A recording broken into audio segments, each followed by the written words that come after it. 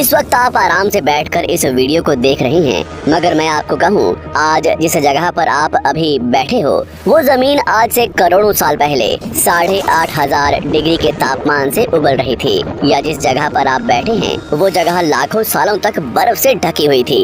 ये दोनों बातें सच हैं। इस 15 मिनट की वीडियो के अंदर आप पृथ्वी के 450 करोड़ साल के सफर को देखने वाले हैं। जिस जगह आज हमारा सौरमंडल है, वहाँ विभिन्न प्रकार की गैस और धूल के बादल हुआ करते थे। वैज्ञानिकों के मुताबिक इन धूल के बादलों से दूर एक तारा हुआ करता था। वक्त के साथ साथ उस तारे की ऊर्जा कम होने लगी, जिसके कारण उसके अंदर एक विशाल विस्फोट हुआ। विस्फोट की वजह से अंतरिक्ष की ये धूल एक दूसरे से दबने लगी। इस दौरान बादलों में स्थित धूल के कण दबाव और गर्मी के कारण बड़े उल्कापिंड और पत्थरों में परिवर्तित हो चुके थे, और इसी दबाव की वजह से इन बादलों में स्थित रेडियो एक्टिव पदार्थ ने ग्रेविटी का निर्माण किया। इस ग्रेविटी के कारण बीच में हाइड्रोजन और हीलियम इकट्ठा होने लगे। बीच के इस भयंकर दबाव के कारण एक विशाल विस्फोट हुआ, और इसी विस्फोट के कारण हमारे सूरज का जन्म हुआ। अंतरिक्ष में फैले एस्टेरॉयड यानी क्षुद्र ग्रहों में भारी वजन की वजह से सूरज के करीब आकर सूरज की परिक्रमा करने लगे। धीरे धीरे इन्हीं एस्टेरॉयड में भारी टकराव हुआ, जिसके फलस्वरूप मरकरी, विनस, अर्थ और मार्स जैसे ग्रहों का निर्माण हुआ। वैज्ञानिकों के मुताबिक उस वक्त पृथ्वी और मार्स यानी मंगल ग्रह के बीच थिया नामक ग्रह सूरज की परिक्रमा किया करता था।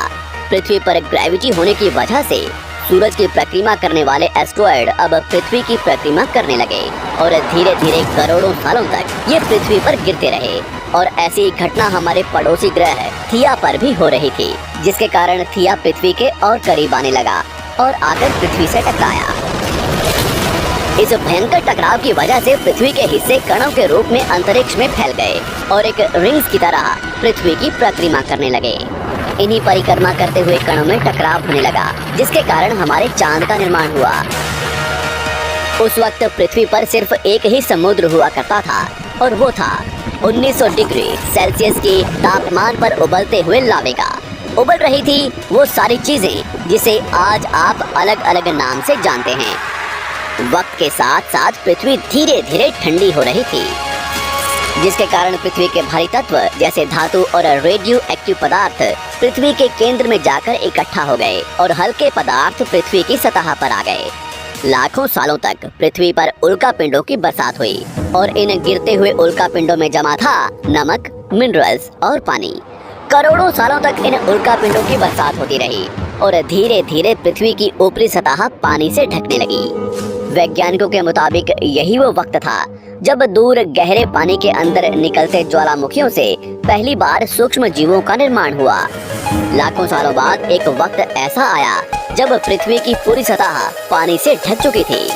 हमारी पृथ्वी के सबसे अंदर का कोर रेडियो एक्टिव पदार्थ से बने होने की वजह से हरदम गर्म होता रहता है, लेकिन जब भी पृथ्वी की ऊपरी जमीन ठंडी हो जाती है, तब पृथ्वी के अंदर की गर्मी बाहर नहीं निकल पाती, जिसके कारण ज्वालामुखियों का निर्माण होता है। और उस वक्त कुछ ऐसा ही हुआ।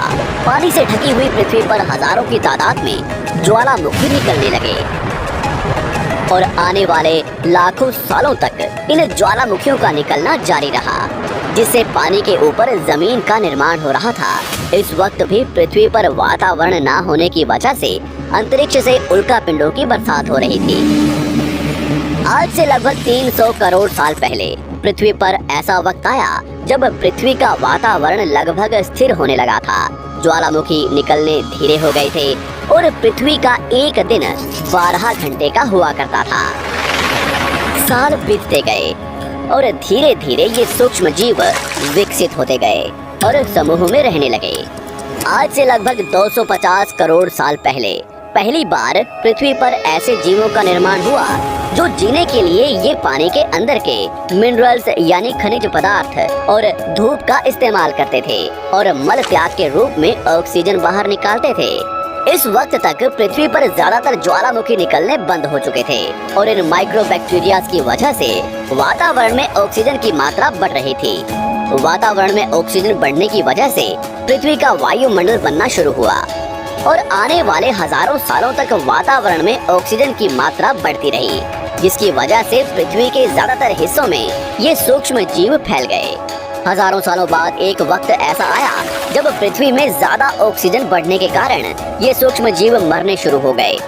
उस वक्त तक पृथ्वी का वातावरण ठंडा होने के साथ साथ ऑक्सीजन से भी भर चुका था, जिसके कारण जमीन और वातावरण में स्थित आयरन यानी लोहे के मिनरल्स पानी में स्थित ऑक्सीजन से रिएक्ट होने लगे। और एक वक्त ऐसा आया जब पृथ्वी की जमीन आज के मार्स के जैसे लाल हो चुकी थी। वक्त बीतने के साथ साथ धरती की टेक्टोनिक प्लेट्स में दरार होने लगी, जिसके कारण पृथ्वी के अंदर का लावा जमीन की तरह कई लाखों सालों तक खुला उबलता रहा। और यही वो कारण था जिसके कारण पृथ्वी के वातावरण में कार्बन डाइऑक्साइड की मात्रा बहुत बढ़ गई और पृथ्वी पर एसिड की वर्षा शुरू हो गई। एसिड रेन की वजह से पृथ्वी का तापमान घटने लगा और तापमान इतना घटा कि पृथ्वी के ऊपर स्थित पानी बर्फ में परिवर्तित होने लगा। पृथ्वी पर पहली बार भयंकर आइस एज आया। इस वक्त पूरी पृथ्वी सफेद बर्फ से ढक चुकी थी। आमतौर पर जब धरती पर सूरज की किरणें गिरती हैं, तब जमीन उन किरणों को सोख लेती है, मगर क्योंकि पूरी पृथ्वी बर्फ से ढक चुकी थी और क्योंकि बर्फ सफेद और चमकीली होती है, जिसके कारण सूरज की किरणें धरती पर गिरने के बाद वापस चली जाती थी। इसी कारण से पृथ्वी कई लाखों सालों तक बर्फ से ढकी रही, मगर फिर से पृथ्वी के अंदर स्थित गर्मी ज्वालामुखी के रूप में निकलना शुरू हो गई और इन ज्वालामुखियों से निकलने वाली गर्मी ने बर्फ को पिघलाना शुरू कर दिया। इसी बीच पृथ्वी की गहराई में बचे कुछ सूक्ष्म जीव धीरे धीरे बदल रहे थे और अब वो ऑक्सीजन को अपने शरीर को बड़ा और जटिल बनाने के लिए इस्तेमाल करने लगे थे। इस बीच पानी में अलग से भी छोटे समुद्री पौधे निकलने शुरू हो चुके थे। बाहर जैसे जैसे ज्वालामुखी निकल रहे थे, वैसे वैसे वातावरण कार्बन डाइऑक्साइड की वजह से गर्म हो रहा था। वक्त के साथ साथ बर्फ तो पिघलने लगी, मगर धरती पर फिर से एसिड की वर्षा शुरू हो गई, जिसके कारण फिर पृथ्वी ठंडी होने लगी और फिर पृथ्वी की ज्यादातर सतह बर्फ से ढक गई। ऐसा बार बार कई हजारों सालों तक होता रहा और इसी कारण से अब समुद्री जीव धीरे धीरे वातावरण के हिसाब से विकसित हो रहे थे। इस बीच कई सारे जीव और समुद्री जंगल विलुप्त हो गए, मगर जो बच गए वो धीरे धीरे पृथ्वी के बदलते तापमान के हिसाब से ढलते गए और अब हजारों सालों बाद समुद्री पेड़ बर्फ की वजह से पूरी तरह से मरते या सूखते नहीं थे। अब सूक्ष्म जीव समुद्री जीव बन चुके थे। जब फिर से ज्वालामुखियों ने पृथ्वी की बर्फ को पिघलाना शुरू किया, तब ये समुद्री पेड़ जल्दी विकसित होकर फैल गए। धीरे धीरे वातावरण में ऑक्सीजन की मात्रा बढ़ने लगी और पृथ्वी पर होने वाली एसिड की वर्षा कम होने लगी। वातावरण में ऑक्सीजन आने की वजह से पृथ्वी की ओजोन लेयर्स मोटी होने लगी और आज से लगभग 47 करोड़ साल पहले पृथ्वी की ऊपरी सतह पर पहली बार मोसोस नामक प्लांट उगना शुरू हुआ। वक्त के साथ साथ जमीन पर अलग अलग प्रकार के पौधे और पेड़ उगना शुरू हुए। एक वक्त ऐसा आया जब जमीन के पेड़ों की लंबाई लगभग 80 से 100 फीट जितनी या आज के 5 से 6 मंजिला बिल्डिंग जितनी ऊंची हो चुकी थी। ये वो वक्त था जब समुद्री जानवर समुद्र से बाहर निकल रहे थे और जमीनी जानवरों में परिवर्तित हो रहे थे। धरती की ज्यादातर जमीन एक जगह इकट्ठी हो चुकी थी, जिसे आज हम पैंजिया महाद्वीप के नाम से जानते हैं। पृथ्वी का वातावरण और तापमान लगभग स्थिर हो चुका था और अब करीब 21 से 23 घंटे का दिन हुआ करता था। अब समुद्री जीव पानी से बाहर रहने लगे थे और वातावरण के हिसाब से उनके शरीर का रंग रूप बदल रहा था। धीरे धीरे ये जमीनी जानवर डायनासोर्स में परिवर्तित हो गए। जिन डायनासोर्स ने पेड़ पौधे खाने शुरू कर दिए, उनका शरीर लंबा और विशाल रूप से विकसित होने लगा। कुछ डायनासोर्स शिकार किया करते थे, जिसके कारण वे छोटे और तेज होते चले गए।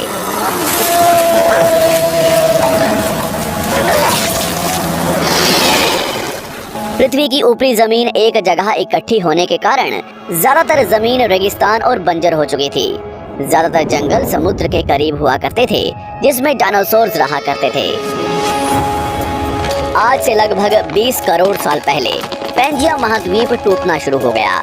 पैंजिया के विभाजित होने की वजह से पृथ्वी की ज्यादातर ऊपरी जमीन पानी के संपर्क में आने लगी, जिसके फलस्वरूप पृथ्वी पर हरियाली बढ़ती गई, जिस वजह से डायनासोर्स और ज्यादा विभिन्न और विशाल होते चले गए।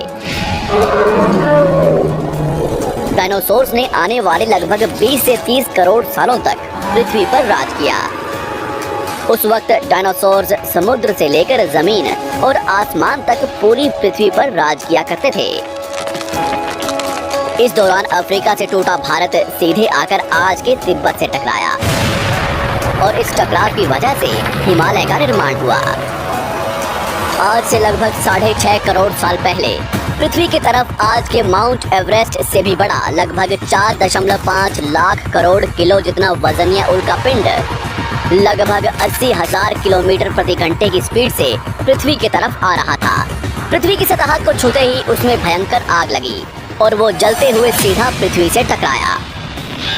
इस टकराव से निकलने वाली ऊर्जा आज के 10 करोड़ परमाणु बम एक साथ फटने के बराबर थी। जहां ये उल्का पिंड गिरा वहां के जानवर और पेड़ तुरंत भाप बनकर जल गए। गिरते ही पृथ्वी पर पूरी तरह धूल फैलने लगी। समुद्र में भयंकर बाढ़ आने लगी। भूकंप और आग ने पृथ्वी को जलाना शुरू कर दिया। कुछ ही घंटों में पूरी पृथ्वी के वातावरण में हानिकारक गैस और धूल की वजह से पृथ्वी नर्क हो चुकी थी। डायनासोर्स, घुटन, आग और भूखमरी से पूरी तरह विलुप्त हो गए। इस वक्त हमारे पूर्वज जमीन के अंदर रहा करते थे, जिसके कारण वो इस विशाल प्रलय से बच गए। पृथ्वी का वातावरण पूरी तरह से काला और अंधेरा हो चुका था, जिससे धूप भी जमीन तक नहीं पहुंच पा रही थी। पृथ्वी के पेड़ और ज्यादातर जानवर विलुप्त हो गए।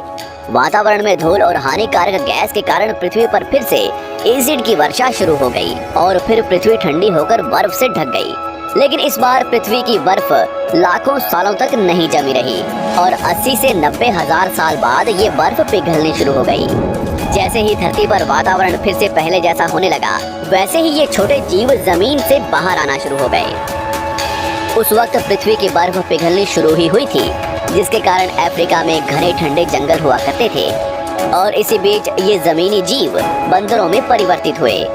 मगर जैसे जैसे पृथ्वी गर्म होने लगी, वैसे वैसे अफ्रीका के ये जंगल सूखने लगे।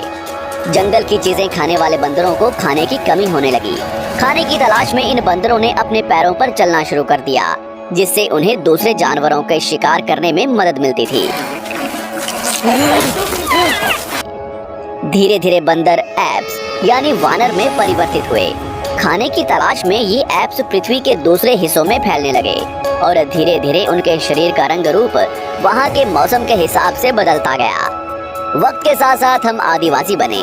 हमने हथियारों से लेकर आग का आविष्कार किया। हम धीरे धीरे इंसान के रूप में विकसित हुए। हमने धर्म से लेकर परिवार, भाषा और संस्कृति का निर्माण किया और वक्त के साथ साथ हम विकसित होते चले गए और आज हम इस पृथ्वी की सबसे विकसित प्रजाति बन चुके हैं। पृथ्वी को आज के जैसे बनने में लगभग 450 करोड़ साल का वक्त लगा है और हमें एक छोटे जमीन में रहने वाले जानवर से इंसान बनने में कई लाखों सालों का। मगर हमने इन 100 सालों में जितना पृथ्वी को गंदा और तबाह किया है, उतना आज तक किसी भी प्रजाति ने नहीं किया होगा। हम फिर से धरती को गर्म कर रहे हैं और कार्बन डाइऑक्साइड की मात्रा बढ़ा रहे हैं। वैज्ञानिकों का मानना है कि पृथ्वी पर फिर से विशाल परिवर्तन होने वाला है। भविष्य में पृथ्वी कैसी होगी, जानेंगे हमारी अगली वीडियो में।